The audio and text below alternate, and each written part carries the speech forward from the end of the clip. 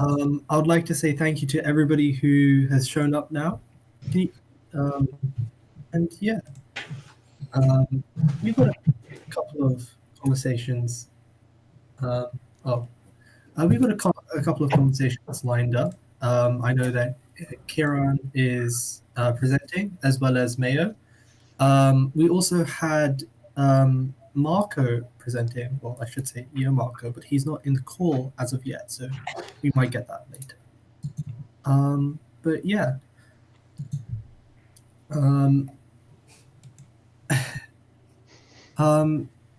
Other than that, until Marco comes online, we sort of have it's sort of a toss-up between who wants to go first. So, yeah.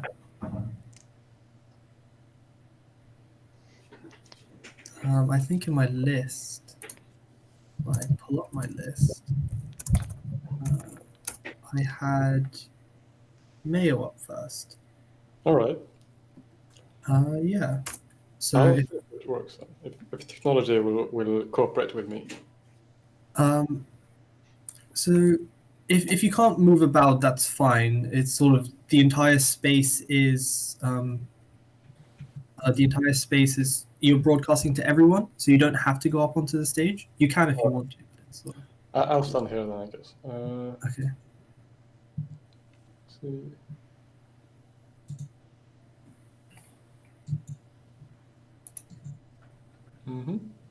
You guys have seen this, right? Yes. Yep. Great. Then I'll switch to my slides. Can I start? Absolutely. Great. So this talk will be about my Emacs package, El Secretario. URL you can see there. So like the founding principle, let's say, is that I feel like there are two like paradigms for accessing email. The first one is the array paradigm, which is essentially you have a big list of emails and then you have random access to them. So you for example, in Not Much, you could see a list like this. And then you can choose any one of them to read.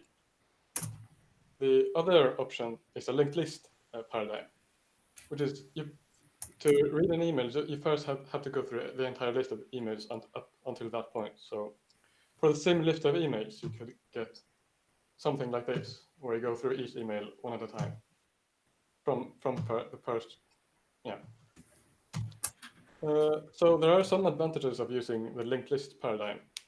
You're kind of forced to go through all emails, so you can't like mentally filter out the emails that you don't want to deal with. So one way or another, you have to deal with all of them. And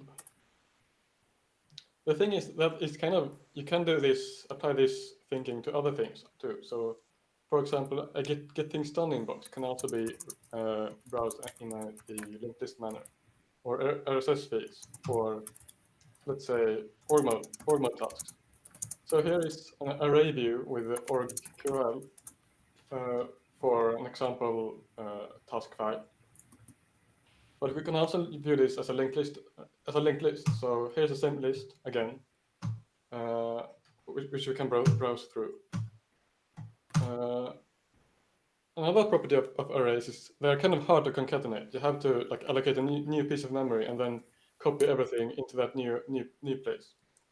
And it's kind of harder to do with an Emacs. Say if you want to you could concatenate to not much queries, for example, or QL queries, but it's hard to mix and match them. You have to create a new buffer type with like entirely new code to deal with different types of it would be complicated. But concatenating lists is easy because the only thing you have to do is take the last element and point that to the first element of the second list, which is kind of what El Secretario is doing.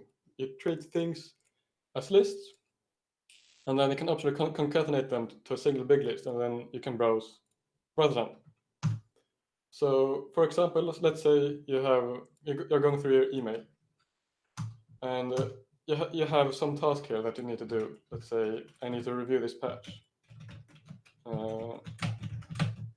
So we can capture that, and then I'll just continue reading my email, and then when I'm in my org mode file, I'll hopefully have that to do in later on in the list. So currently, I have support for these packages. Not much mu4e and ORQL are kind of self-explanatory. Then you can also have just an arbitrary list of files. Just browse through this list of files in this directory, for example. Or just an arbitrary function. For example, if you wanted to open up a web page in your browser, you can have that as part of your linked list. And well, I feel like I've been speeding through this, so you have to ask questions later. But apparently, you can also do presentations in my package, which was kind of unexpected. But it's not really ergonomic. This is the whole source code for the entire presentation, with not that many slides. It's kind of a mess, but it's also fun. I'm done. I'm not sure really sure how. I thought it was a bit longer, but sure. Any questions?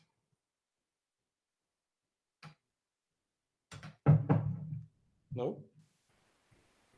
I have a question. So, so you mentioned how, so let's say you're using El Secretario. I'm assuming that it will not affect the other packages in any way. So you would still be able to, let's say you had to like access like an email quickly. You would not have to like go through. You can just do normal not much query. Okay. So if you let's see. So for example, here's what I had for just accessing the email. It's just a normal not much query, really. Yeah, this is a normal function source. So if I load this, I'll get just a normal not much view. Cool. Yeah, so I'm using this entirely from my entire to-do setup, basically. So I have, first I go through all my email, and then I've set it up so that the only way to mark a message as unread is to go through them with El Secretario. So sometimes I do look at my email like this, just to see if something new has come up. But none of the, when reading that, I don't mark them as read. So like I force myself to go through each email and see, do I need to do something about this? And then if I can either do it right now, or if I want to do something later, I capture it directly immediately to org. So I always have a fairly empty inbox. And the other thing is that I don't really use email as a second to-do application, so which is kind of nice. I have everything in org if I need to.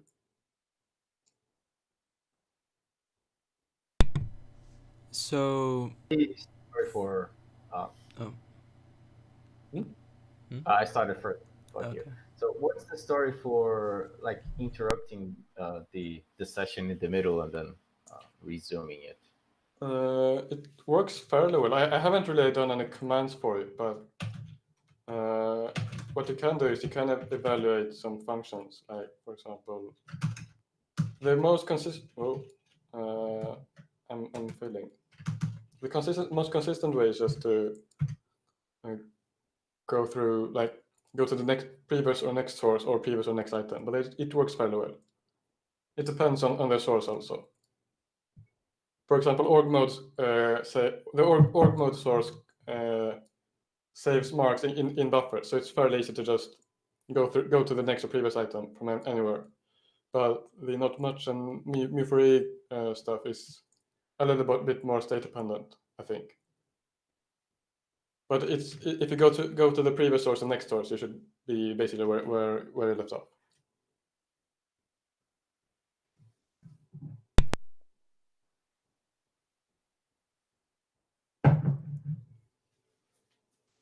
Somebody else had a question and I interrupted them. Go on.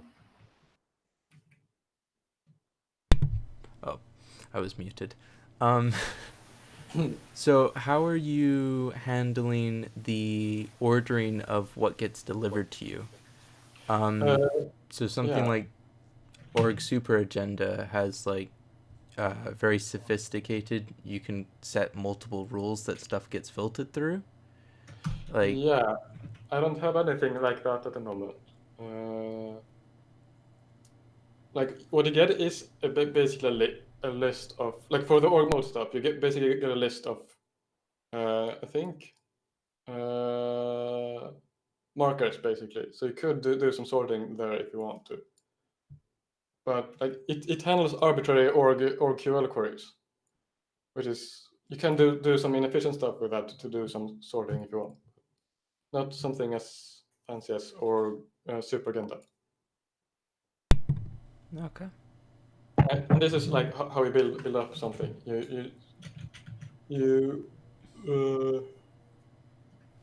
Yeah, I mean, this is stuff for the README basically. But Mm-hmm.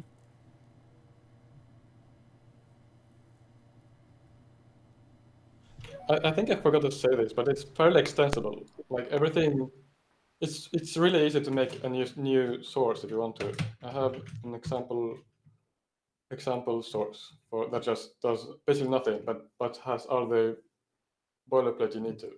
So it should be easy to like extend this for, I don't know,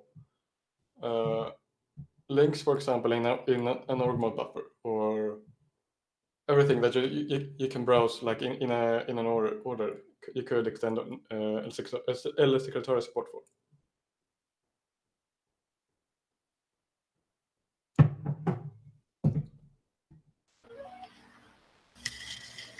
This you started with a Hydra, and then eventually you moved to Hercules. Yes. What prompted you to do that? And I think, would it be easy to go back?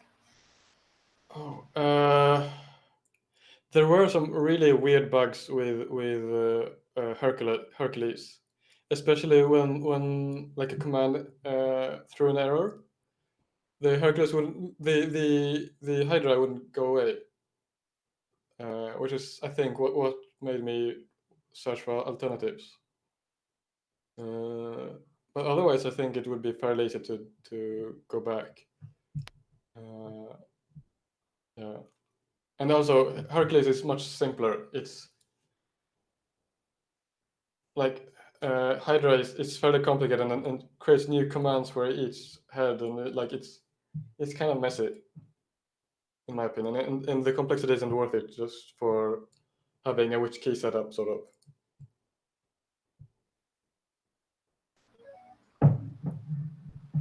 Yeah, the good thing, I as you know, I've been experimenting with this habit tracking Secretario add-on, and I felt like I really need some sort of dashboard kind of thing, and Hercules tends to be a bit limited because it doesn't group. You want like more layouting and stuff. Yeah. So I can, for example, know. For example, I would have a group for changing the timestamp under point, and then I would have some other group that just handles the entire current item, for example. They kind of get mixed up on the which key pop up. So it would be good if I had something layout. Hopefully, you learn the key bindings. There are some problems with like how which key handles things, and how Doom binds key bindings. So like I frequently get some messed up key binding, like which key hints, which is kind of annoying. Yeah.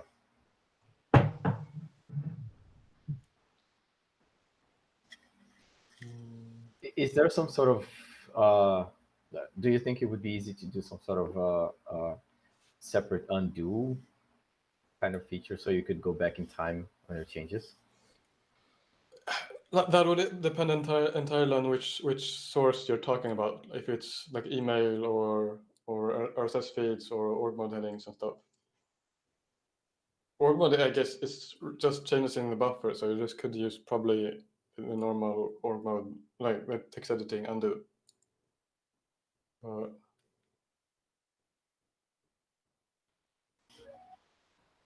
I'm not sure if there are other ways, like other stuff you're thinking about regarding undoing stuff.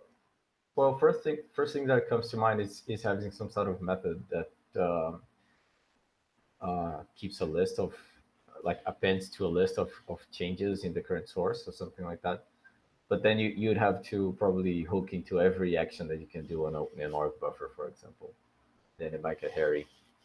Yeah. But it would probably be nice to, like, at least have a list of things that you did in the current session, and make sure nothing like went wrong or you pressed the wrong key.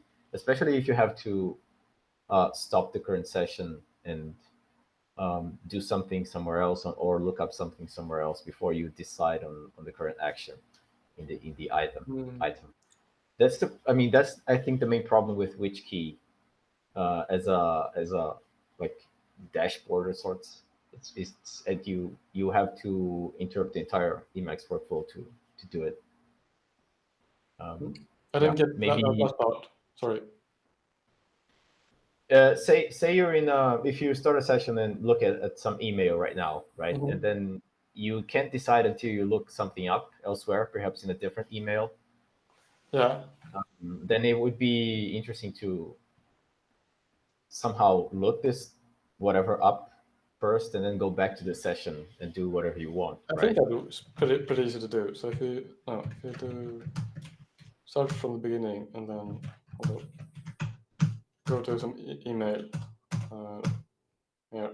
Then if you want to do something else, I usually just split the window and say, I don't know, yeah,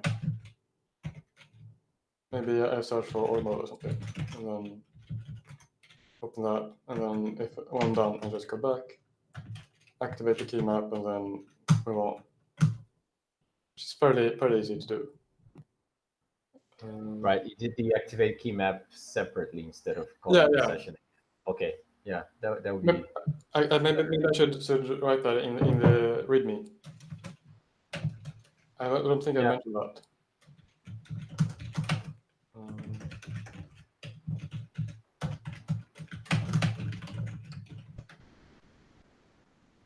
Yeah, that I think is a better experience. Otherwise, you might have to restart the session and go through emails again. Yeah. Yeah. Cool.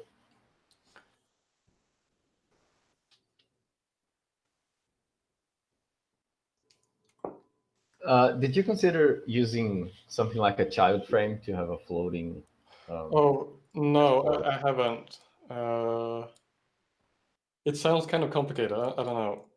I haven't looked them up really.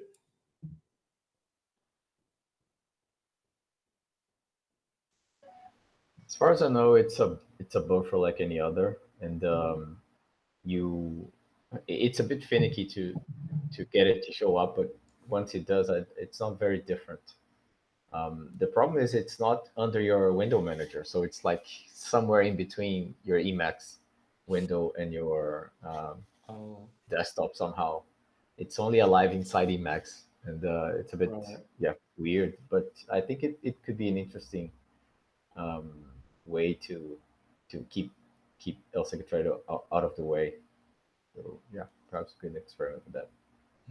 You could, in the meantime, use another frame maybe, because like child frames, I feel like are better suited for stuff like I don't know, consult or like completely read stuff and more temporary windows sort of. Yeah. Jumping back a bit, Rigor, the thing you wanted about keeping like a log of everything that happens, you could probably use command log mode to just append that to a file whenever you're in a El Secretario like action, and then that way you could just keep a track of everything you do there.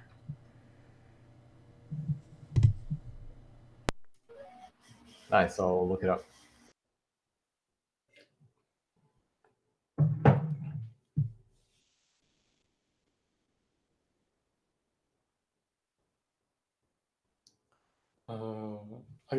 Are there anything in the chat? I guess not. Can I stop sharing screen? Wait. I stopped, right? Yeah.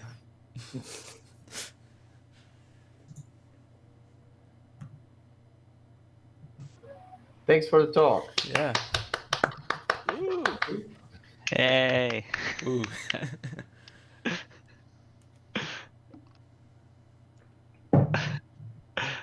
I suppose I can talk about nonsense too now. Yeah. Let me... Is this recorded, by the way? Yes. Great. Discord and Gatherers both being recorded. Oh, screen share. I see.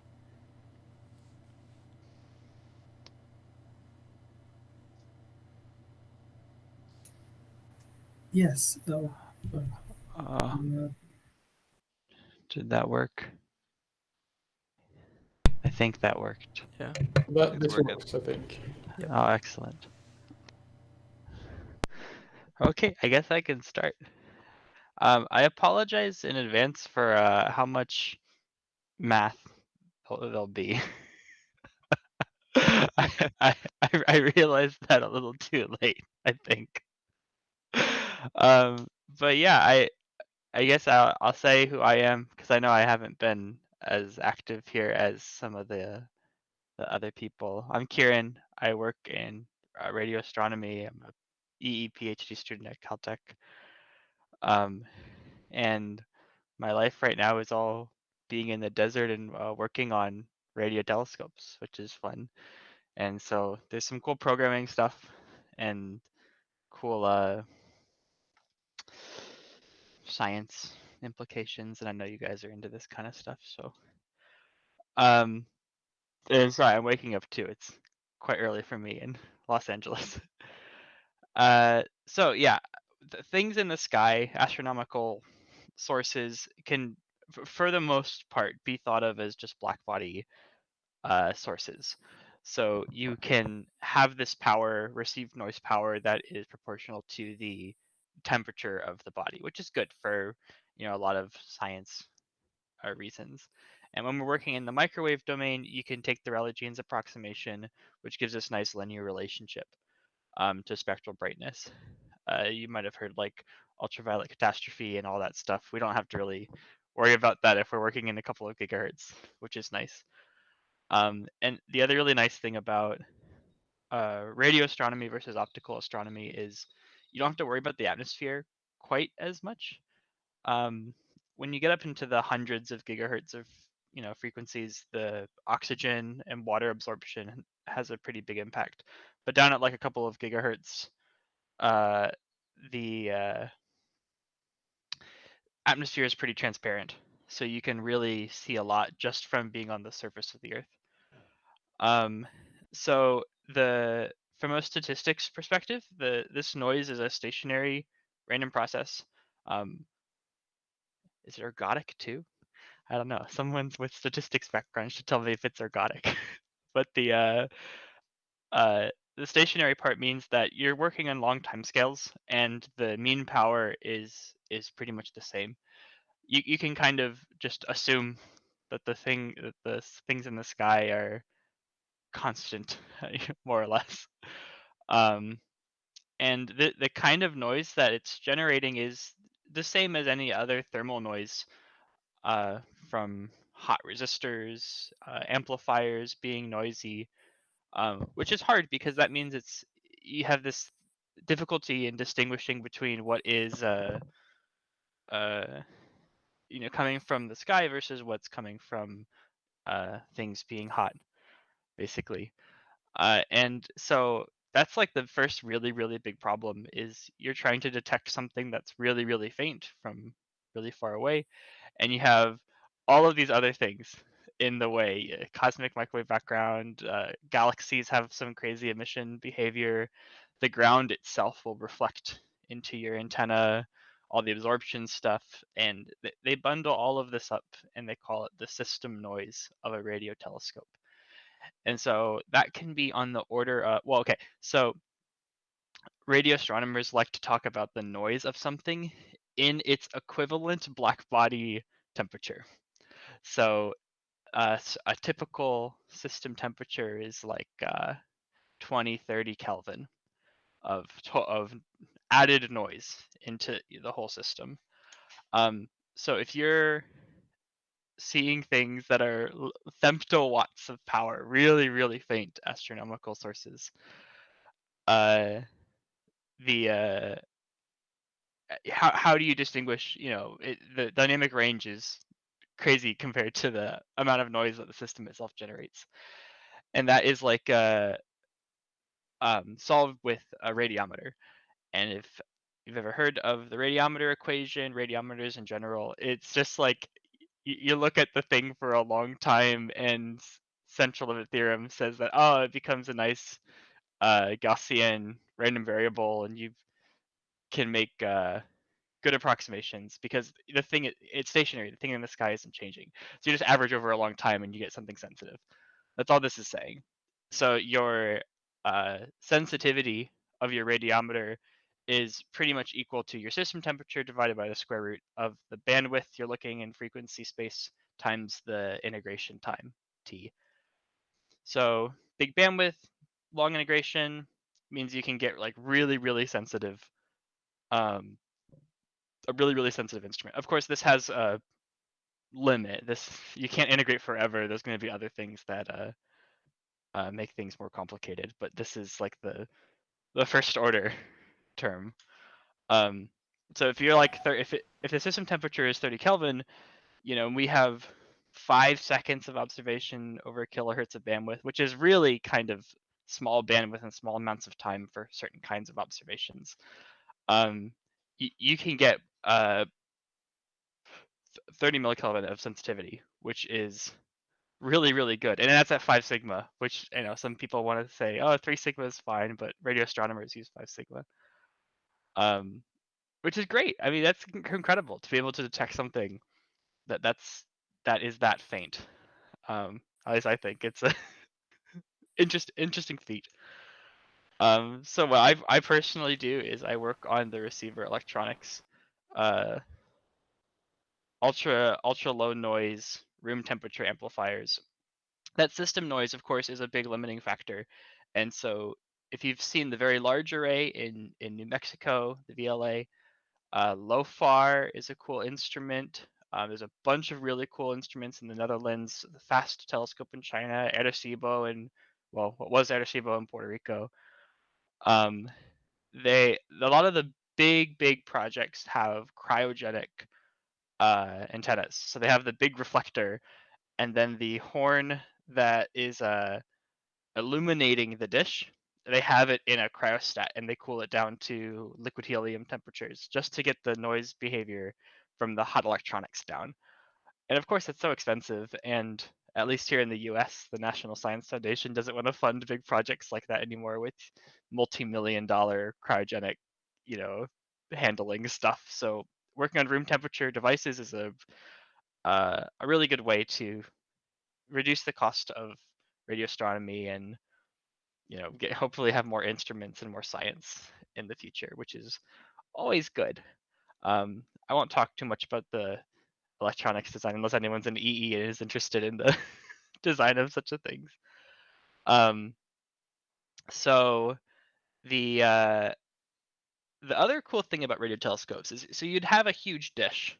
Bigger the dish you have, the better, because of the Rayleigh criterion. The angular resolution of some optic system is proportional to the wavelength of the thing you're observing at divided by the diameter of your collecting area, more or less.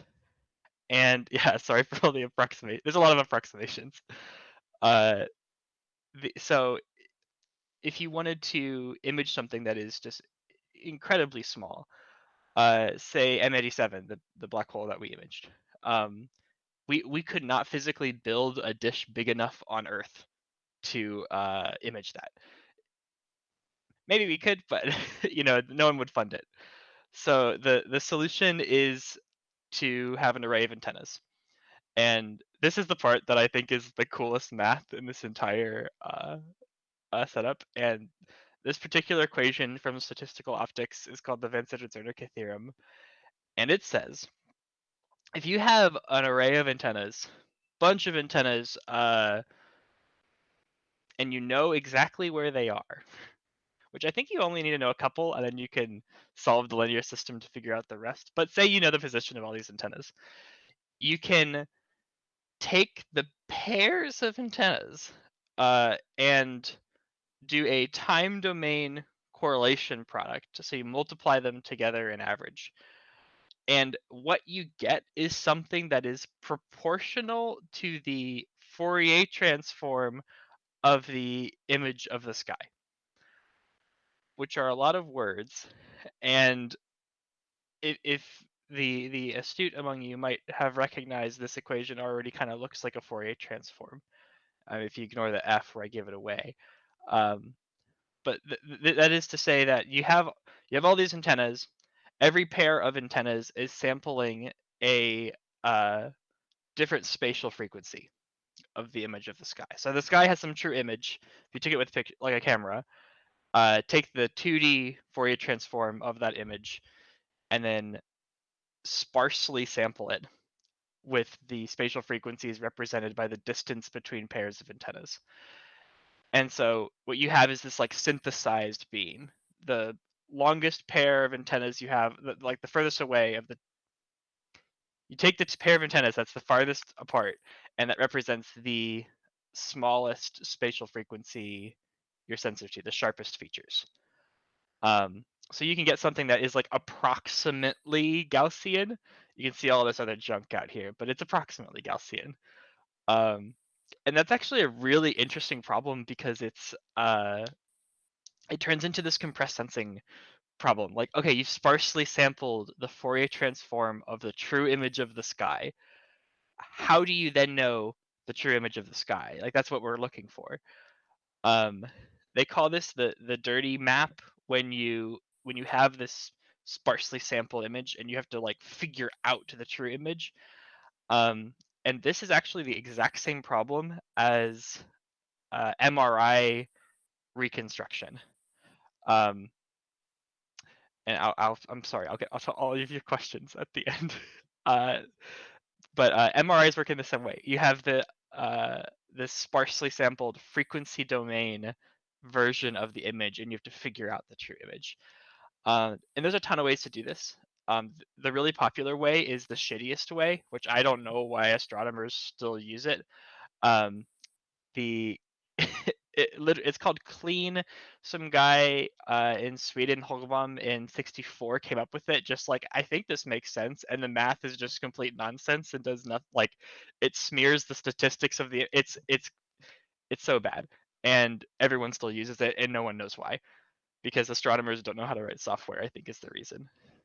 And so one of the more clever ways is you do an information theory kind of spin of the regularization where you say, well, we know for sure that the image we reconstruct has to have the same spatial frequencies as the one we've actually sampled.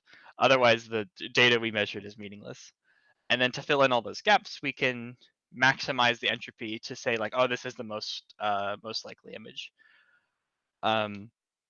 Which, guess what, is a really, really wonderful problem to solve in Julia. And because we can just write this as a constrained nonlinear optimization problem, where it's constrained because we have the actual Fourier transform pairs from all of the baselines, the pairs of antennas, and that needs to match our image.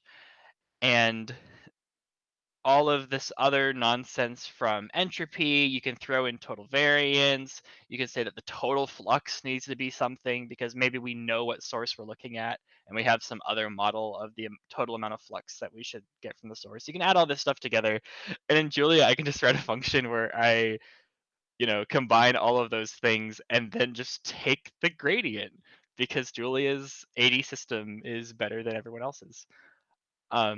And so I kind of wrote this is like, they call this imaging, the imaging problem for aperture synthesis.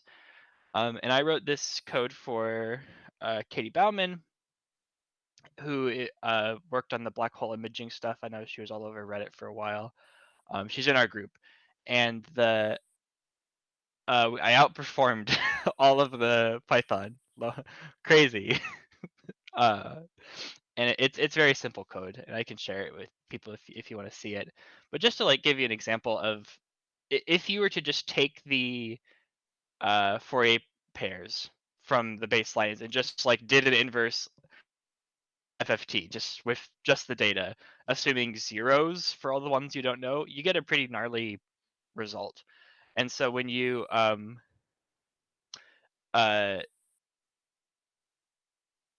when you regularize it with maximum entropy or any of the other regularization methods, you can get a pretty nice looking images. MA7 is really, really hard to image because it takes up just like a stupidly small angular resolution. So the Event Horizon Telescope, for which this was, designed for, they call it very long baseline interferometry, where unlike the long wavelength array, which was this guy here, which is a Caltech project, the Event Horizon Telescope has pairs of antennas that is across the Earth. So your longest baseline is the Earth diameter. And you run in, I can talk about that if you want. There's a lot of really interesting problems, primarily timing, because you need to make sure that the phase information that you get from both sides of the Earth are coherent, but you're measuring at 200 gigahertz. So it's absolutely insane to get the phase aligned, as well as managing all the data. It's an insane amount of data to move around the world. And then the local sky is different, and you have to compensate for that. And there's a bunch of cool math of how they do that. So M87 is hard. My algorithm didn't do great with M87, but you can see I kind of got the donut shape that was in the famous image. Yeah, but that's pretty much it. There's a lot of really cool stuff going on in radio astronomy now, especially with this VLBI, better software.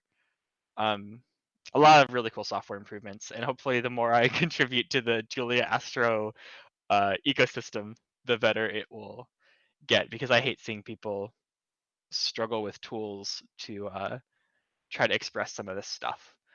Like they spend so much time trying to hack together something that does what they want, where they could just write it in Julia and get the gradients for free, and then you can throw it to any optimizer which uses the gradient. It like solves so many problems. Yeah, but now I can look at the chat, I suppose, and talk about some of this stuff.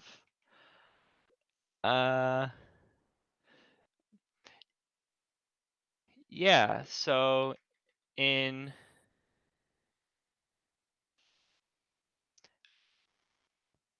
they all have the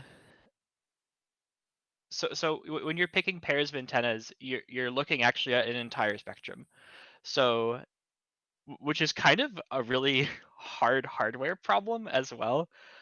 So these are low frequency antennas kind of observing at a couple hundred megahertz.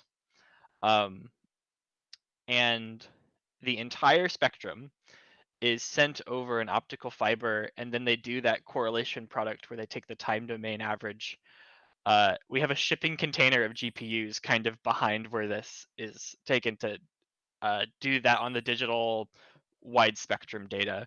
And then from that, they have this frequency response, which then scientists can look through and do science with. I'm not really a scientist. I'm an engineer, so it's some of the science stuff is a bit wonky to me, but I know that they have the entire frequency domain stuff after all this processing, which is cool.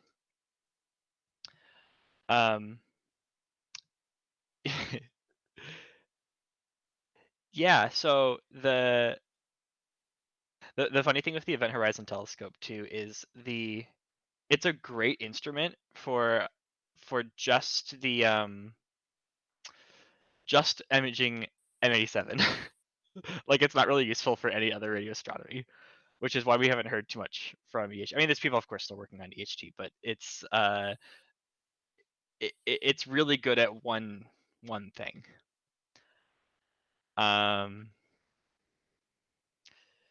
So yeah, so when I say naive deconvolution, I mean literally I have a vector of the spatial frequency and the complex number that is the spatial frequency, and then I put them into a non-uniform FFT, a non-uniform inverse FFT, like taking the direct inverse FFT from that data, which has to assume something about all the spatial frequencies you don't have, and it just assumes it's constant or 0 or something, and you get just this garbage. Because of the fact that it's not constant or 0, it's, you know, there is signal there. We just have to figure it out from the data we're given. No one does naive deconvolution. I'm not saying that this is like an actual imaging method. People have to do some deconvolutional tactics to make it to do imaging, which they've done since the 70s somehow. It's a lot of data. I don't know how they got the compute time to do it, but do we have to deal with aliasing caused by the signals by the sample rate? Yeah, so I'm actually working on kind of that stuff this week. The typical radio telescope works with very narrow band data. It could be very high frequency, but from Shannon limit type stuff, you're only limited by the bandwidth of the signal you're looking at, not like the absolute frequency. So if you're only looking at a kilohertz of spectrum, you can use what's called a down converter to bring it down to baseband near DC, and then you could use like an Arduino or something really, really simple for a kilohertz to convert it to a digital signal that then you can use. The new thing of wideband radio astronomy, where you run into like these aliasing issues where you have you need like much better equipment to detect it. People haven't really experimented with much. It's kind of that's the novel thing. Here at Caltech, we're working on a couple instruments. One's called the DSA 2000, which we have a very fancy website for now. And it will do 0.7 to 2 gigahertz, which is a lot for radio astronomy. And the picture of me from the beginning of the talk was from last week, where we were testing some antennas that are supposed to work for this frequency range, and we discovered like, oh wait, GSM is gonna be is gonna kill us. Like no matter what, we're in the middle of the desert in an RF quiet zone kind of thing, but we're still picking up GSM and digital TV, cell phone stuff, bouncing off the atmosphere. And there's a lot more. There's just so much more to consider when you have like wideband. Oh yeah, cell phones, GSM, cell phone signals, 2G. Yeah. And eventually we want to have so the DSA 2000 is just going to be a huge interferometer, kind of like the long wavelength array. Here, actually, I'll just DSA 2000. We have a paper. You can read it if you want. They have this nice artist rendering of just a ton of dishes in the desert. So it's not like Event Horizon Telescope where they're opposite sides of the world. It's 2,000 antennas just kind of all in a blob in the desert, which will be a very interesting instrument. And the wideband radio astronomy, and they call it time domain radio astronomy, where instead of looking at some static thing, looking at radio transients, pulsars, fast radio bursts. That's like all the rage right now. And the other question for changing atmosphere. Yeah, so the question was, what do we do about the atmosphere changing? And for low frequency, we can assume it doesn't, pretty much. The high frequency stuff, it starts to really matter.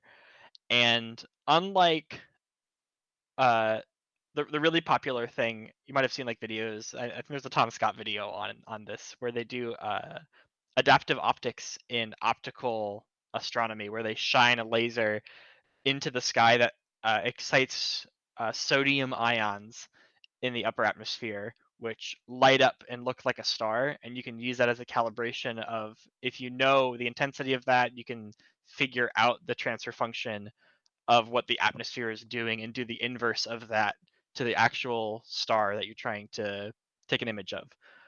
Adaptive optics is like super, super cool. And we can't really do anything like that in radio astronomy, but we don't really have to. Is the story. The atmosphere doesn't have a huge impact. And when it does, like in VLBI, where you're on different sides of the globe, or we got super high frequencies, there's math that does, like, if you have an interferometer and you have 3 baselines, that like is a fully constrained linear problem, and you can figure it out apparently. Which is kind of nuts. Yeah, it was a Veritasium video. You're right, not Tom Scott. Yeah, there's a lot of cool stuff going on, and the what else was there that might be of interest?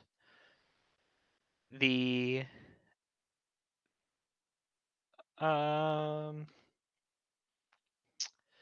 yeah, this compressed sensing problem is a really cool one. It's been around for a long time. And of course, you don't do this with the big single dish antennas. They just work kind of like an optical telescope, where you have a focal plane and you take an image.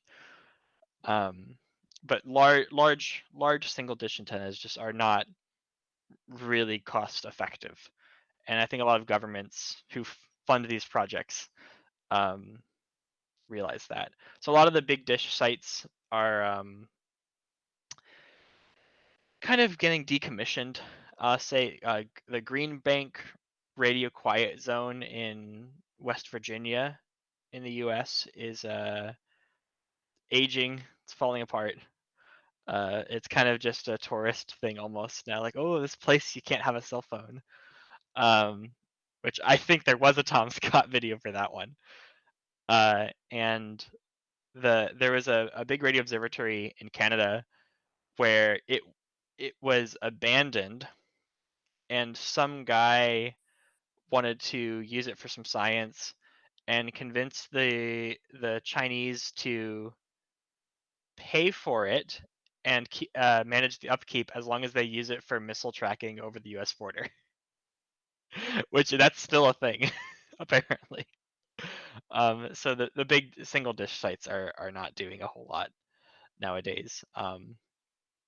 Yeah, and from the chat, the Arecibo was a really cool single dish radio telescope. The cool thing about Arecibo was it had a transmitter, which was novel.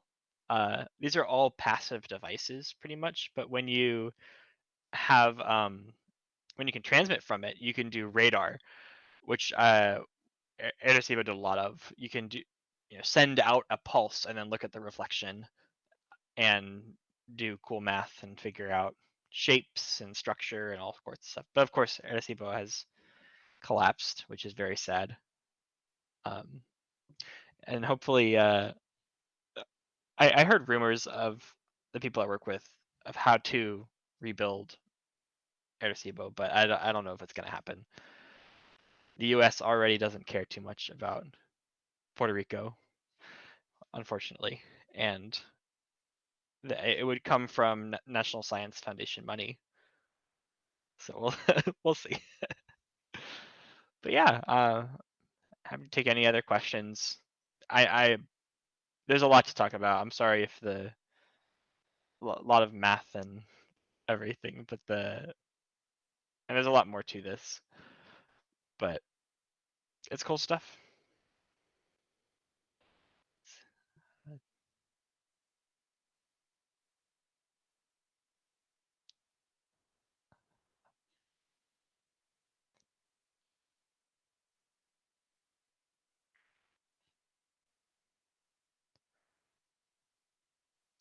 I swear there was something else I wanted to talk about too. Yeah, our radio observatory, which is the Owens Valley Radio Observatory. There's a big forest fire. Oh, they didn't put the pictures on here yet. There's a big forest fire a couple days ago, and the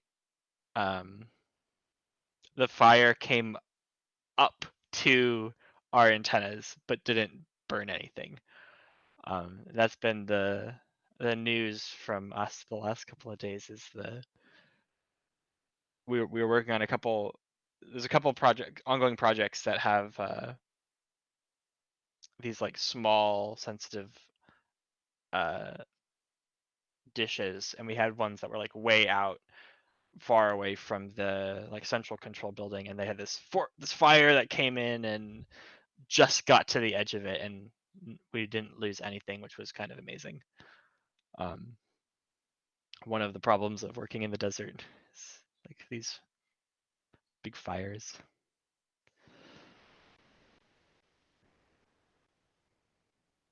And if anyone is interested in the programming for the image processing stuff, they're gonna have a competition, I think, for the DSA 2000, and coming up with some imaging algorithms for this system. And it's going to be a bunch of astronomers, so the competition probably won't be too hard, to be honest. And I'll send a link when that happens, but it'll be pretty cool. Yeah. Do you mind talking about how do you get to work on these facilities or projects and so on? What's the path? Yeah. So it kind of was forced on me a little bit. I was like for at least for me, I was doing my undergraduate in just kind of radio science type stuff, which has a lot of defense jobs, like for missile stuff, which I didn't really want to do. And I reached out to my advisor at Caltech and just said, hey, this is cool, can I work on it? And he said yes. So it was very straightforward. But I see the main majority of people who work on this stuff are people in academia. People working at a university who sponsor these kind of projects. The group in the Netherlands, Astron, I don't think they are. I mean, of course, they have academic partnerships, but I think they're an independent organization, and I think you could it's a job that you could just apply for. And when the more things get weird here in the US, the more I'm thinking, how hard will it be to immigrate to the Netherlands and work at Astron instead of being here?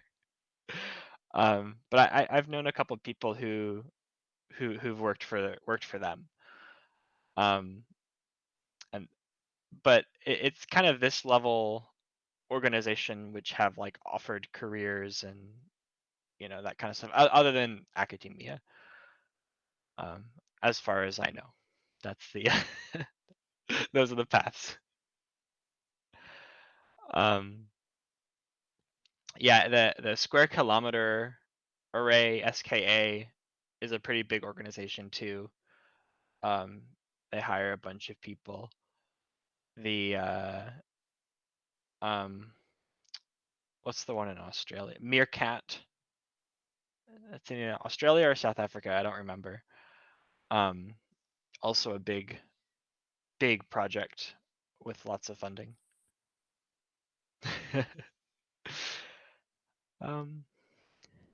Yeah. The I'm gonna keep talking unless someone stops me.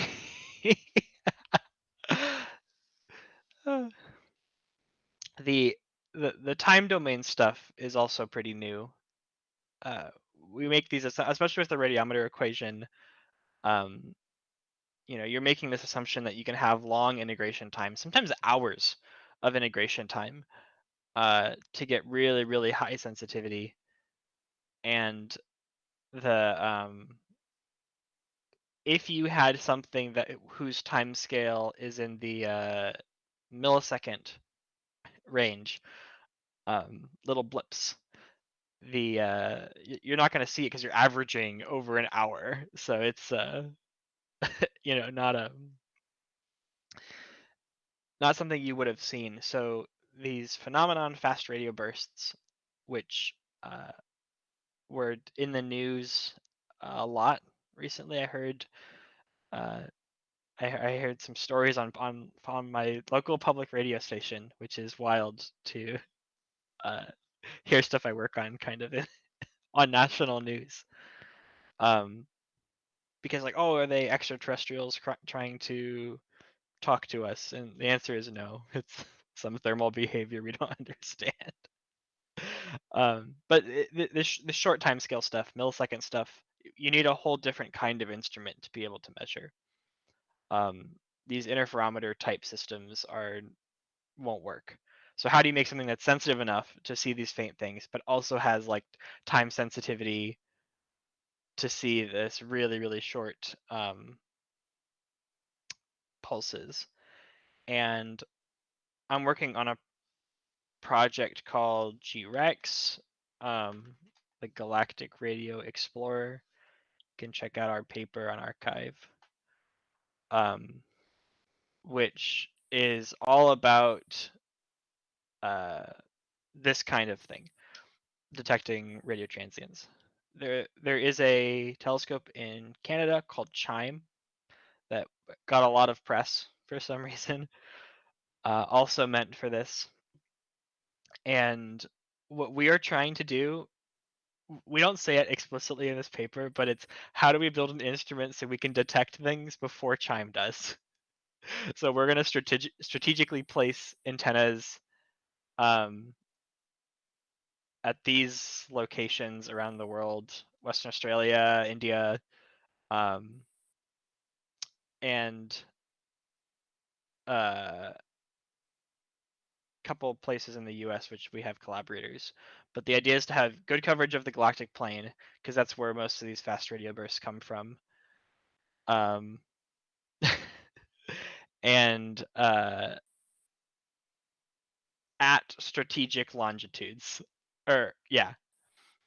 longitudes. And our forward modeling right now says we should be able to get data before CHIME does. Not that it really matters. It's like friendly competition. But people are always itching to, detect a fast radio burst, localize it, tell you what galaxy it came from, and then publish in Nature. That's the the pipeline. And this system is a new version of this instrument called STARE-2, which a grad from Caltech worked on, and he got front cover of Nature just from we found a fast radio burst. And I'm a hardware person, so I looked at the hardware, and it's literally I don't know if I have a picture of it, but it's a feed antenna duct taped to a pole with a trash can over it to stop the rain from getting in. It's it's the jankiest looking thing I've ever seen. And he got front cover of Nature from the science, which is so funny. They have the astronomers are just good enough at figuring out the electronics and software for the bare minimum to do science, and that's it. Nothing is sustainable. I'm working on a project. I'm working on this project, and we're digging through this old Stair 2 code, and he stopped working on it like a year ago. It's Python 2. It's not Git controlled. He has a bunch of like local copies of repos that have modifications, which I've been trying to figure out what the modifications were. Like, he didn't make a fork, he just downloaded the zip and changed some files, and it's been just absolute chaos trying to work on software on this project. And I'm discovering that astronomers don't know how to write software. So I've been writing a lot of Julia for them, and the more Julia I write for them, the more they have to start using it, which will be good. What else was cool in this? Oh yeah, this none of this actually works from this paper, so you can ignore any of this.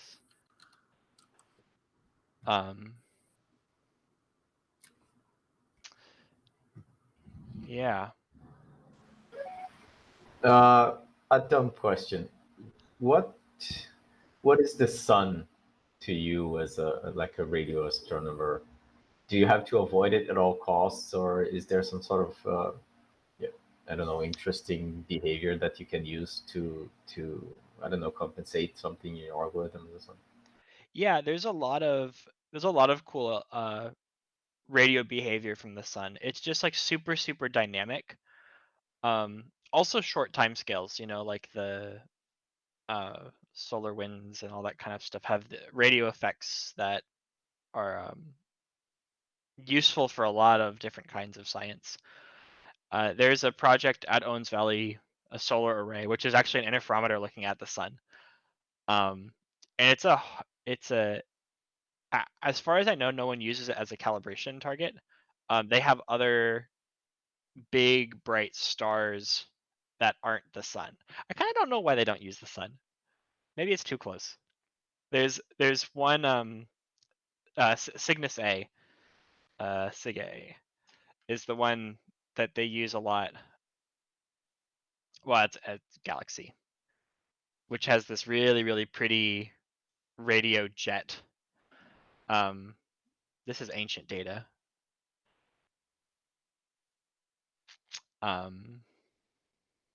But there's a couple local and extragalactic calibration targets they use where they have known. They say known, but I actually don't know how they know it. Amounts of total flux. Which is really the thing you want to know is, okay, I take a measurement, you can get perfect relative flux densities, but to get the absolute value, you have to know, one thing in the sky, and I guess maybe the sun's too dynamic for that. And there's just a bunch of big bright stars of flux that we know. But yeah, it's so cool. I don't know why this isn't as popular, like this field isn't as popular as other sciences. Do you see any use of AI to do stuff? Oh yeah. You mentioned AI and you just like blow all the astronomers' minds. It's crazy. This deconvolution stuff is the first like kind of really obvious one. You can have deep learning based deconvolution methods, which is the same. Like if you've heard of high contrast imaging, they do like similar stuff. The application of machine learning to this particular imaging problem was one of the novel things that Katie Bowman worked on for the Event Horizon Telescope. And it's like making its way into the rest of radio astronomy because like, oh, we can, solve a lot of complicated imaging problems by just like throwing it into a neural net. Like, and postdoc that we work with, Liam Connor, who was the first author on that G-Rex paper, all of his stuff is how to do deep learning for both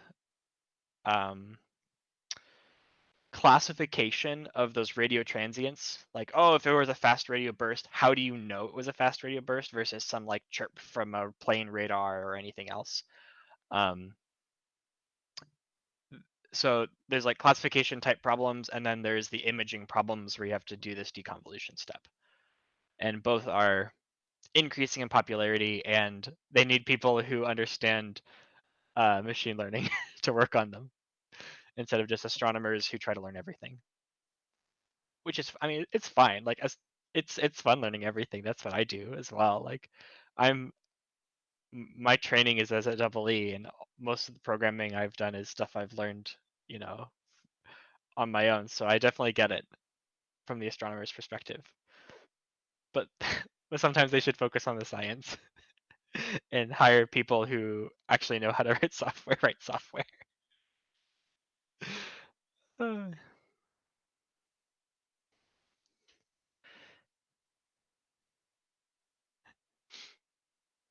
Right. Yeah. If there's not too many other questions, my friend Elijah has some cool stuff to show too with actual Emacs related stuff. My stuff's only tangentially related in that I write all of I write all of my Julia with Doom in Doom. But yeah, I'll stop sharing.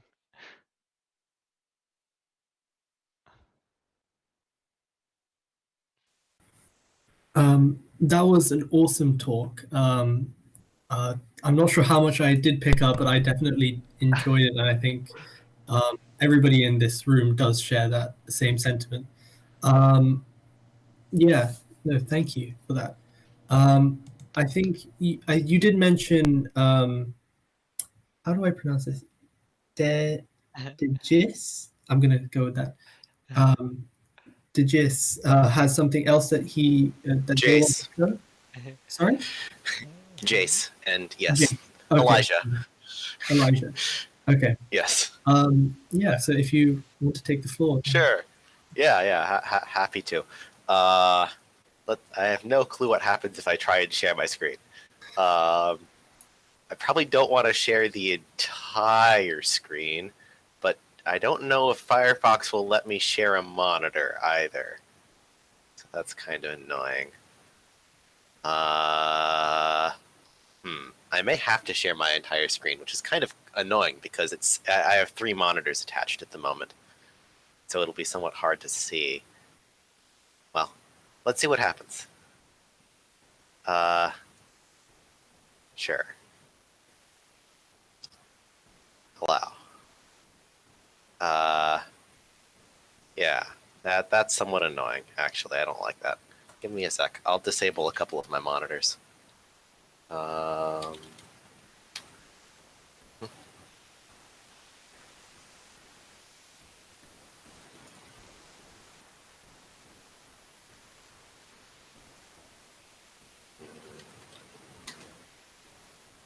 There we are. When you press screen Hello? share, Firefox should ask you which thing do you want to share. Well, so I need to share my entire monitor,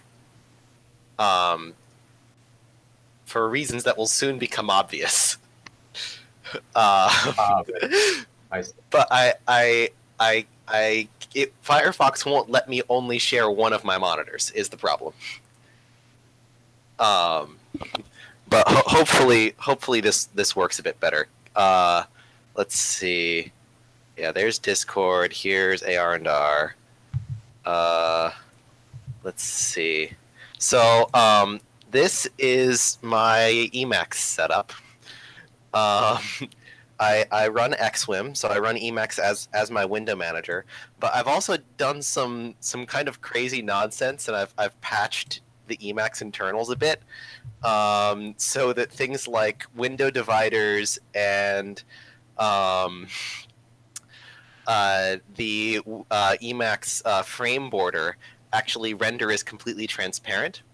And I'm also using the awesome alpha background patches that were released. I'm forgetting the name of the guy who wrote them offhand. A little bit ago, which allow you to add transparency, but only to the background colors of things. And so, like, if I open up a source file from, let's see, what's something I can show easily like this? Let's say. Yes, thank you.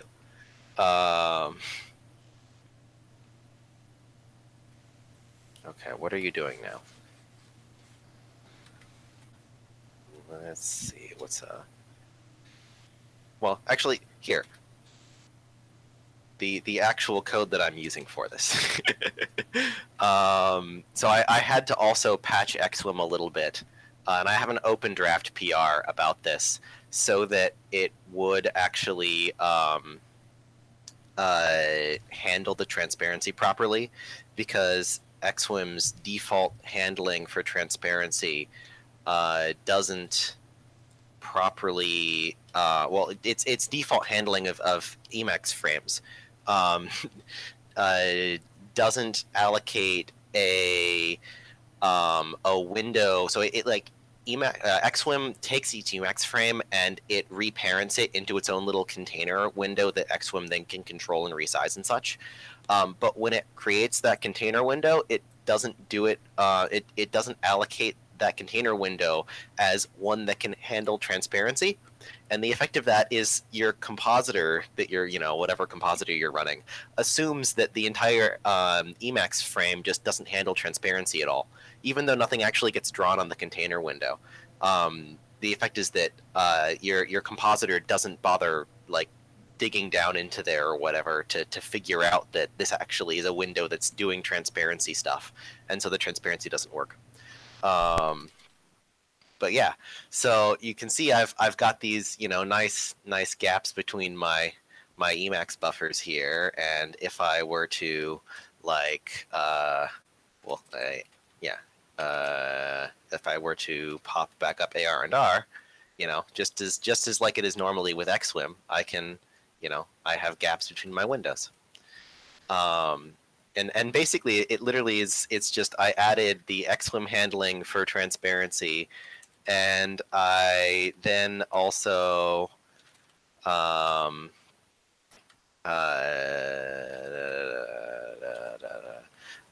hijacked a couple of the functions in the X11 backend for the Emacs C internals. Yeah, here we are. Xdraw window divider.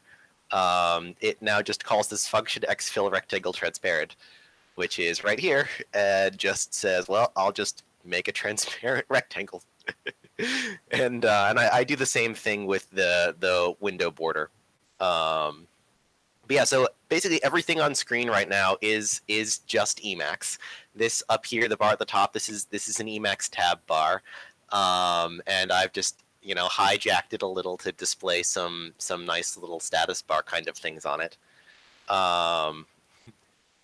Right, yes. Now I just need to fix redisplay. Yes, sure. Yeah, that'd be fun. Yeah, no, I'm not gonna dig into that bit of the code, no. But yeah, this was like a weekend or two of work, and I had a lot of fun with it. It's just these 3 commits. I actually have them public. They're on the just alpha commit is actually my applying the alpha background patch, and then the other 2 are my commits, adding the divider transparency, which is mostly just removing a bunch of code for drawing the actual dividers, and then same thing with the window border transparency, the internal frame border, I believe as it's called. And actually, I can change the size of that dynamically. So like I can make a larger border around my frame, or I can right divider width, if I remember correctly, is the name of that? Yeah, which is the you know, the vertical width between stuff, and bottom divider width, if I remember correctly, is the horizontal one. And I've just repurposed some of, you know, Emacs's own UI, but I've made it transparent. Yeah. This is not Wayland, and the trouble is that you kind of can't do exwm with Wayland for a variety of reasons. I mean, I can I can talk on that for a moment if people are interested. So Wayland is a completely different model than X11. In the X11 model, you have this single server, the good old X11, the X server, and it's what talks to your graphics card and talks to your keyboard and mouse, or rather, it asks the kernel to give it the ability to directly manage the graphics card and keyboard and mouse and such. Then other applications connect to the X server, and those other applications are like, I'd like to put a window on the screen, and I'd like the stuff to be in it, and whenever the user types in that window, I would like to get those keyboard events, that sort of stuff. And window managers in the X11 model are basically just some random X11 client that was the first one to ask the X server for window manager permissions. And really what window manager permissions is it's a flag on the X server which says, hey, when any other client tries to change the focus or move a window or display a window or whatever, don't actually do that, and instead forward the request over to me, and then when I put the window there, actually do it.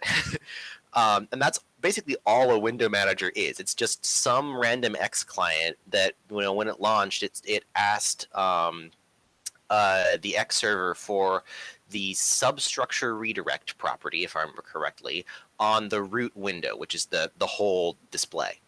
And so, you know, when you have substructure redirect on a window, when any other client tries to do something to that window, it you know, the X server instead asks, you know, your client, hey, should that actually happen, or what should happen instead? Yeah. So the thing is, in the Wayland model, you get rid of the X server entirely. Wayland isn't even actually a server. Wayland is just a protocol. It's a communication protocol. X has a protocol. Yes, yeah. You just noticed that the AR window is an Emacs buffer. Yes, yeah. It's just an Emacs buffer. This is the beauty of exwm. Yeah. That's what exwm does. So what exwm does is exwm has its own implementation of the X11 protocol as a client, and in pure eLisp, it's actually called XELB. And I mean, I started this to talk about exwm, and I'll get back to Wayland in a moment. Don't worry. exwm has its own implementation of XELB, and basically when you start it, and I have a you know, random Doom module, and it's not using FFI. That's part of the trick, is that, so the nice thing is that the X11 protocol is actually, it's a network protocol. It's so you just need sockets to talk it. If you want to talk it efficiently in the face of like OpenGL stuff, you need a bit more than that. But as a window manager, it just needs to respond to configuration protocol events. And so it doesn't really need to be super efficient. And so XELB doesn't bother with FFI to the actual X11 bindings in, you know, libx or whatever it's called. They just implemented the protocol in pure eLisp. And that of course means that they don't have to rely on any random native nonsense when building it. You can literally just pull in XELB and exwm to any Emacs, any relatively recent Emacs, just for feature reasons, and it'll just work. It'll talk to your X server, and that's actually X being a network protocol. Also, why you can do things like remote X stuff. I'm pretty good with my answer stack. Don't worry. Yeah. So XELB is it's pure eLisp. exwm itself, when it launches, it connects to the X server, asks for substructure redirect on the root window, like any other window manager does, and then it maps Emacs frames onto what other window managers call workspaces, right? And so, like, I have, these 3 Emacs frames here, really, and that's why, like, when I swap over to this one, the border changes, right? Because the internal border is a frame parameter, and I only set it on this one frame because I was just demoing something. I didn't set it on the default frame parameters. And so if I hop over to these, they have different, different borders and gaps and such. And so it is just an Emacs frame that exwm is treating as a workspace. And then what it does is whenever some X client tries to display a window, like they do, exwm, captures that. It creates an Emacs buffer. It associates that Emacs buffer with that X window, and then whenever you display that Emacs buffer, it then arranges to map the corresponding X11 window over the Emacs window, where that buffer is getting displayed. And so that's why, like, I have Firefox here. Only my Firefox is an Emacs buffer. And I can just use my Emacs window manipulation commands to control all of this. And, my status bar is my Emacs status bar. And it's just the Emacs tab bar at the top here. It's all inside of Emacs. Yeah. It takes a little getting used to, but then you realize that you don't have to think about key bindings for stuff being separate between your Emacs and your window manager, because you just use the Emacs key bindings for everything. And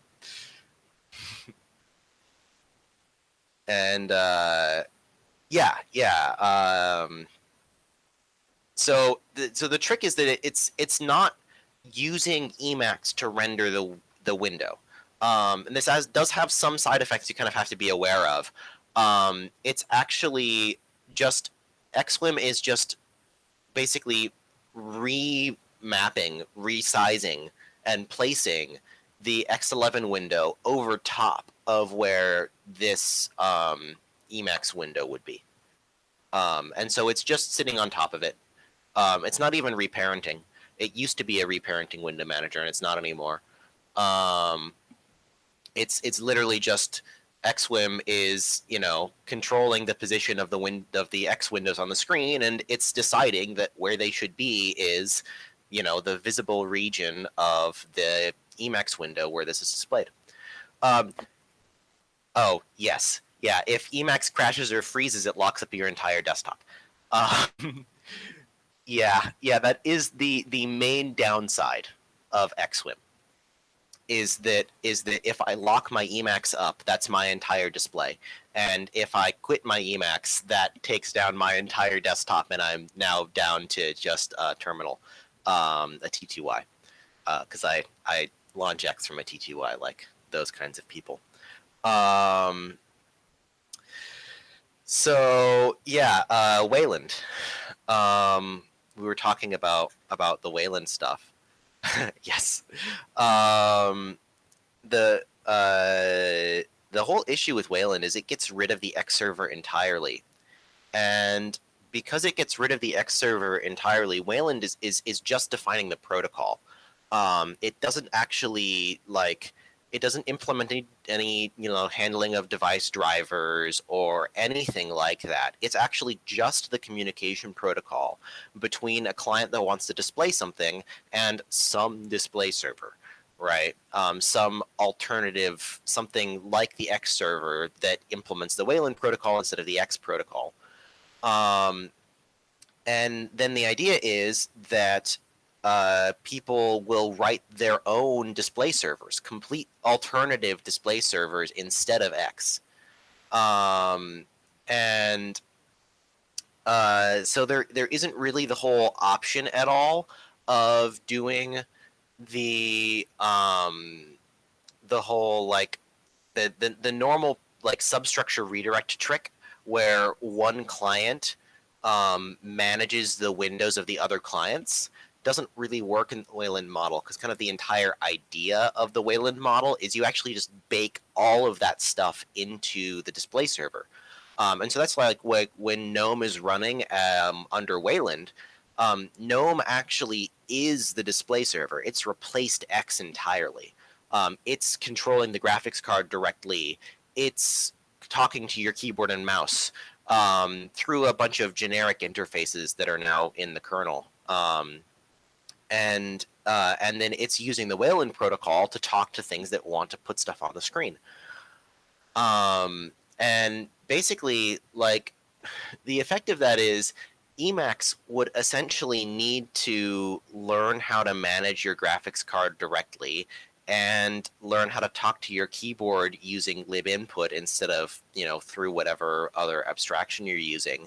And it would also need to learn how to actually do the compositing and the rendering, right? Because the thing that like GNOME does is since it's replaced the display server, it's the thing that actually needs to put together the final image of what goes on the display. It actually needs to render that. Take all the pictures that are coming from the other applications and layer them all together in the right shapes and sizes to actually make what goes on the monitor.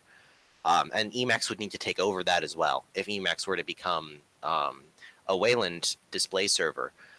And that has a lot of power to it. I mean, that solves one of the basic problems with exwm, which is that if I try and display the AR and DAR window over here, it has to actually move it from over there and display something else in the window over here because X windows can't be displayed in more than one place at a time.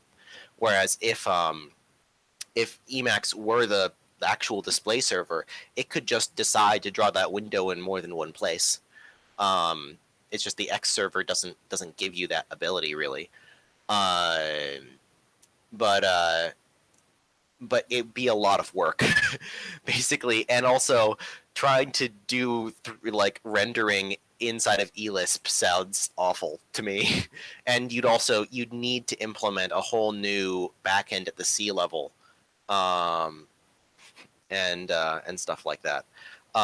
So WL roots plus exwm, that I don't know. I've not looked into WL roots personally, so I'd need to see about that. Right, yeah.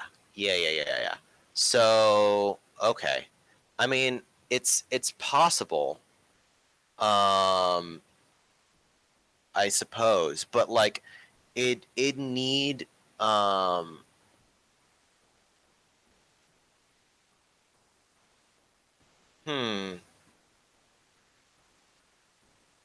Yeah. Okay.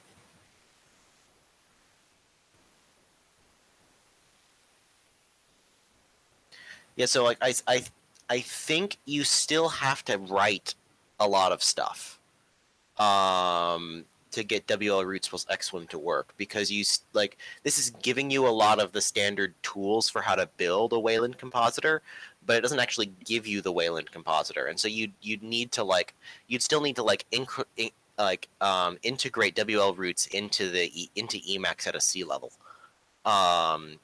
so that like Emacs itself can use WL roots as as what Emacs calls a terminal. It's doable. That probably wouldn't be nearly as crazy. Might be able to glue it as a dynamic module, but that wouldn't let you make it as a terminal, because Emacs terminals are something that you can only really implement at the C level, to my knowledge. And Like so when I say terminal in Emacs, I'm referring to Emacs's backends, which are like the abstraction Emacs uses in order to treat like graphical displays on different platforms, similarly to how it treats like actually running in in like an actual T2Y or P2Y. All of those, like the abstraction layer that Emacs uses at the C level, to not have to worry about like the whole I/O problem is referred to as a terminal internally, and that's why, if any of you noticed, I don't know why any of you would have noticed this, but the file that I edited in order to do transparency stuff is called xterm.c, and that has nothing to do with the terminal emulator xterm. This is the X11 Emacs terminal implementation. And like you have other term.c files in here that are the other terminals, like you have the NS term and the W32 term, and just term, which is the plain old, I'm actually at a PTY term. And you'd need to implement another term that relies on WL roots to display stuff. And that wouldn't be, I think, insane, but it'd be a decent amount of work. PGTK, for those of you who've been hearing about PGTK, that's another term, right? The PGTK backend for Emacs is another term, and it'd be something like that, right? Because if Emacs is taking over the job of being the display server, it needs to still know how to put its frames on screen and such. Yeah, exactly. It would be adjacent to PGTK. It would be an alternative to PGTK, really.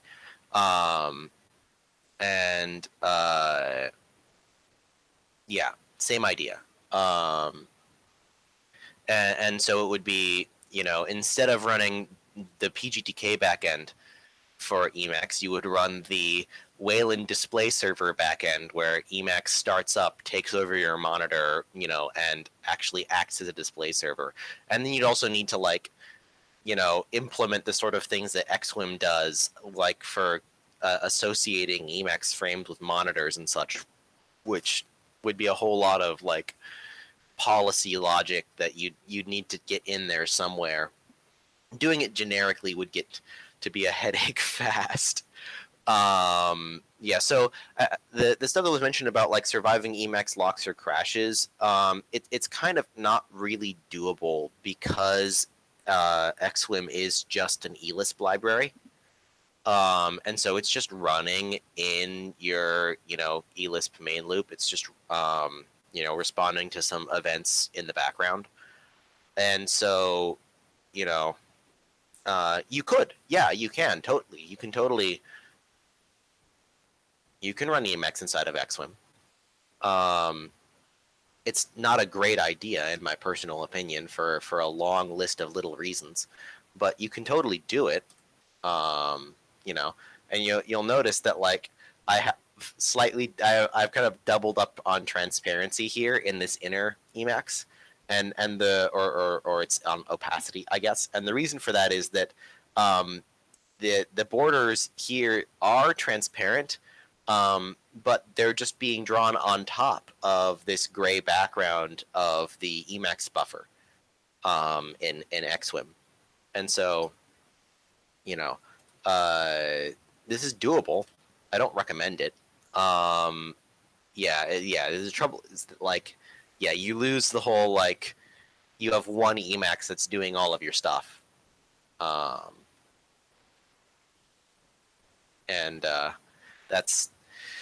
It's really helpful to have Emacs just being the one thing that's doing all of your stuff. And that's kind of why I do this. So, right, divider width back to 10. I don't edit these very often, so I don't have a simple way of resetting them. Yeah. Yeah.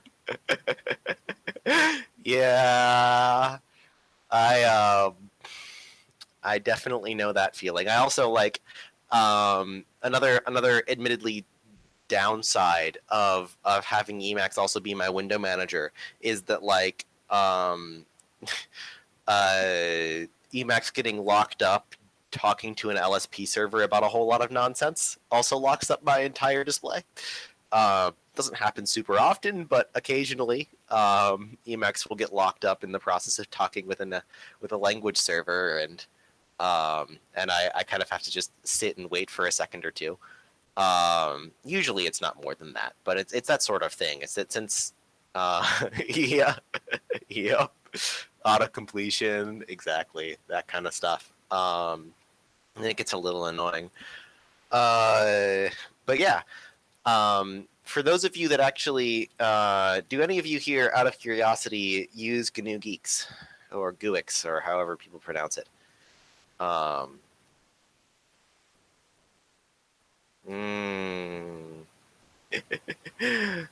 use a mix of Geeks on Arch on some of my machines and Geek System on other of my machines. I also have Nix on this particular box, but I don't tend to use it much just because, like, why would I want to write Nix code when I can write Guile? I probably shouldn't have said that. Oh no, Geeks is a lot more mature these days. It's a lot more mature these days, and the reason I bring it up is because I actually have a Geeks module, a Geeks package for this specific version of Emacs with transparency that I keep lying around, and it just takes the Emacs native comp package from the flat channel, which is one of the more popular third-party channels, and just patches it with, well, all of the changes that I have. And I've been meaning to publish this package somewhere. But if, let's see. Yeah, Emacs tree transparency. It's essentially, it's just this branch, the transparency branch of my Emacs fork.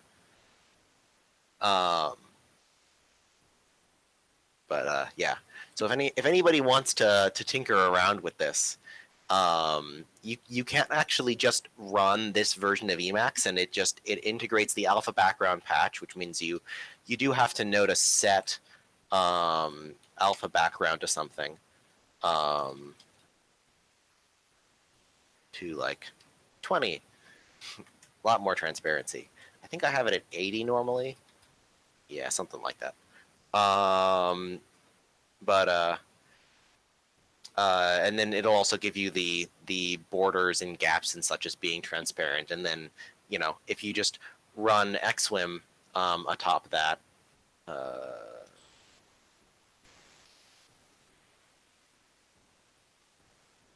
yeah, I have. Whoa. When was that merged? A couple days ago, apparently. That's amusing. They grabbed one of the tweaks that I have in my PR 10 days ago, apparently. Because I fixed another little thing, right? Which is this is one of the couple things that I fix in this. Did they leave a message about that? Oh, they did. Okay. I need to respond to that. I've been kind of busy with other stuff for the last couple of days, and I need to get back on that. Last 10 days, apparently. Yeah, the first commit I have here, set wim state on Emacs frames. Basically, this is so that, like, since exwm reparents the Emacs frames, but it doesn't actually set this particular X11 property, stuff that inspects the Emacs frame windows doesn't, like, behave properly, and that also is screwing up compositors. And so I patched that, and apparently he cherry picked that. And then I just have this logic here. So, like, you can run this draft PR, or I guess I might have to respond to some comments on this now, since apparently 10 days ago there's a lot of conversation on it, and I need to update that. Yeah, you know, so I was on here like 2 weeks ago, but apparently there was some activity since then. Anyway, but yeah, so you know, there's some progress being made on all of this, and of course, very recently, some transparency stuff was actually merged into Emacs Master.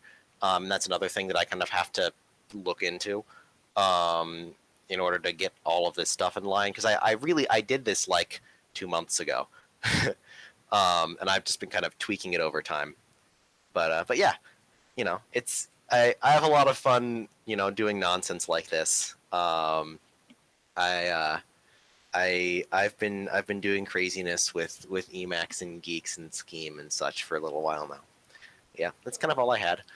Don't know if anybody else has questions about things. Yeah, happy to. Yeah.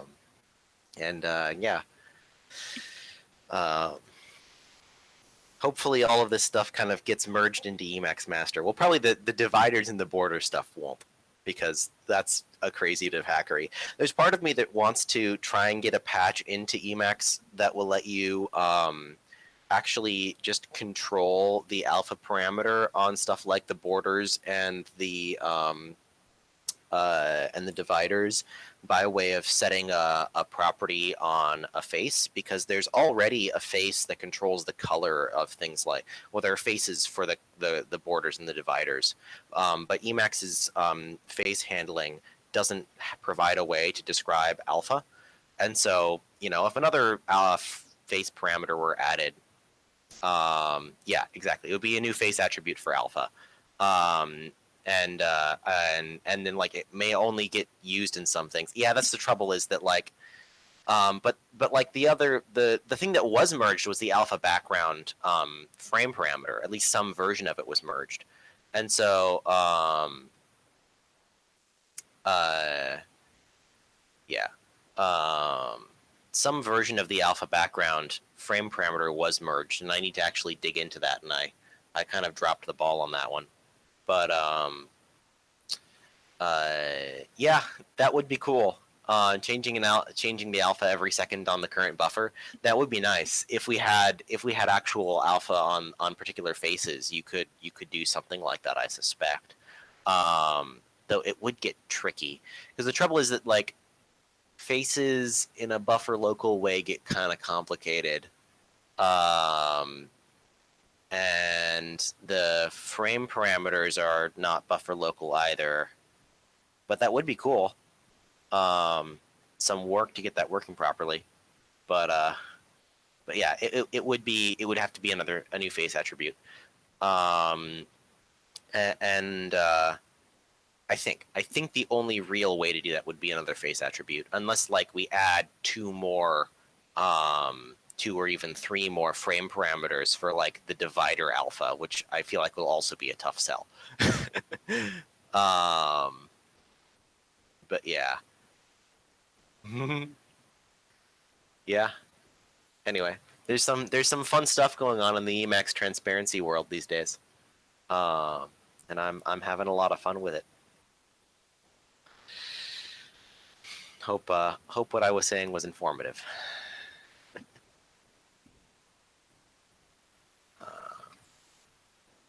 Anyway, I'll stop sharing now. I don't think I have anything more.